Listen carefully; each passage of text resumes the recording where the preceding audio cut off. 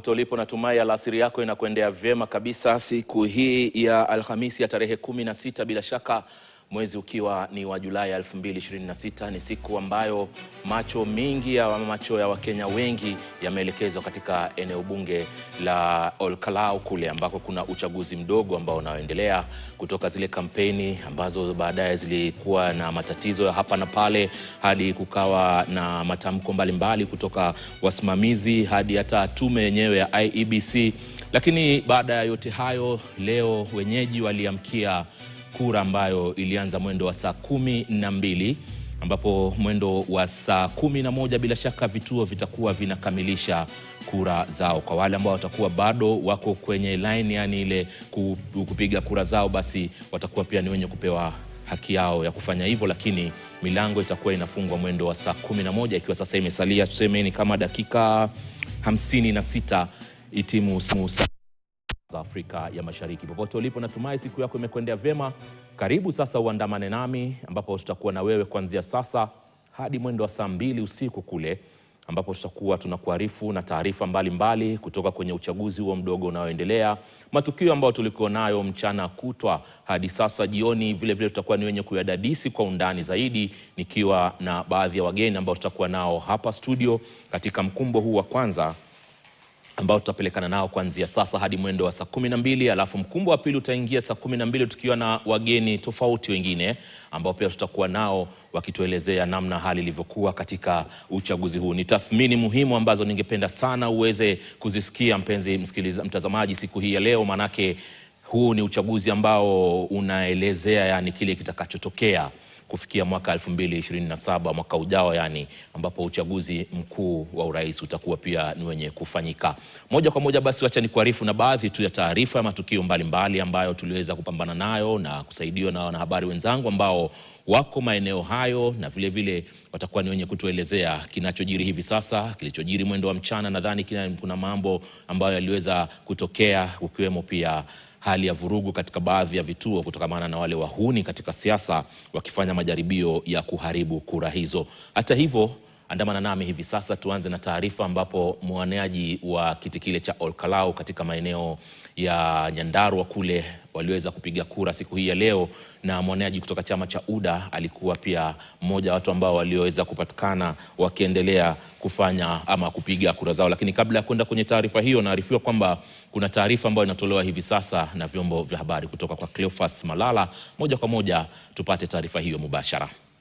We are not asking people to get into the polling station. We are asking them to condone the polling station so that we do not have outsiders coming to interfere with the elections. So IEBC, first of all, must be called out, because all along the election they have been watching the government do all sort of shenanigans to no avail of success. So what we are saying is the youth of Olkalau must protect their votes. All right, thank you so much, DPL.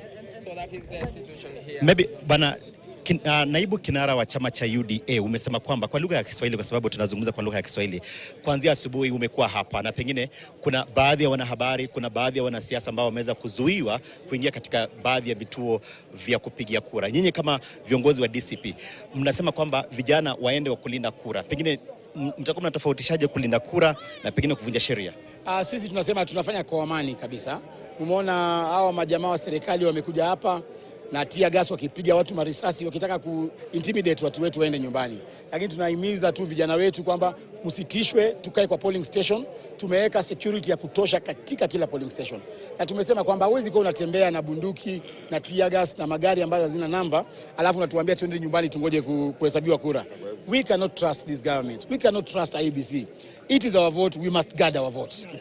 Na pengine kutoka hapa, unajua sasa pengine wale ambao ni wafuasi wenu, ukiingia kwenye uchaguzi unasubiri matokeo kuwili, either kushinda ama kushindwa. Nyinyi kama viongozi, matokeo yakienda pengine jinsi kinyume na matarajio yenu, mwito wako kwa wafuasi wenu?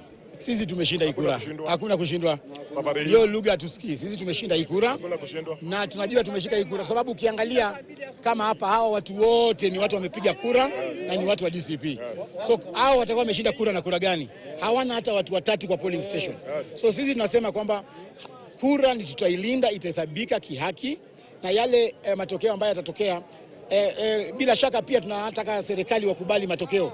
Hawatatupiga, hawata intimidate watu, na tungependa kuambia yule mbunge anaitwa Eric Wamumbi ambaye anatembea na mabunduki kwamba siku zake zinahesabika. Yeye na mke wake Betty Maina, mwambie siku zake zinahesabika. Hawezi kuja kupiga watu wako. Wewe ulitoka kule Nyeri kukuja kupiga watu Olkalau. Sisi tunataka amani itimizwe.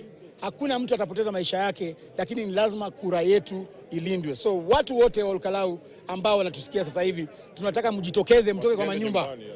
Msiende kwa nyumba, muende mfunge polling station zote, mungoje results pale.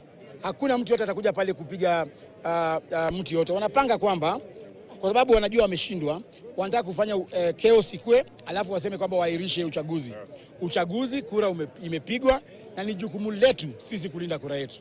Asante. Asante sana. Naam, ukimsikiza tu ni naibu kinara wa chama cha DCP Cleophas Malala, mwenyewe akiweza kuweka peupe jinsi ambavyo kura ama mchakato wa kupiga kura ulivyokuwa. Kumbuka kwamba saa kama 2 hivi zilizopita palikuwa na mtafaruku baina ya wakazi ama wapiga kura hapa Olkalau na wale ambao ni maafisa wa usalama, wenyewe wakiweza kusema kwamba hawaruhusu gari lolote kuingia katika vituo vya kupiga kura, ila wakati ambapo gari la polisi lilipoanza kuingia ndani ndipo walipoanza kuvurugana nao. Ila tutakuwa tukiweza kuandaa taarifa hii kwa kina kwa sababu ya taarifa zetu za baadaye za saa 1 na saa 3.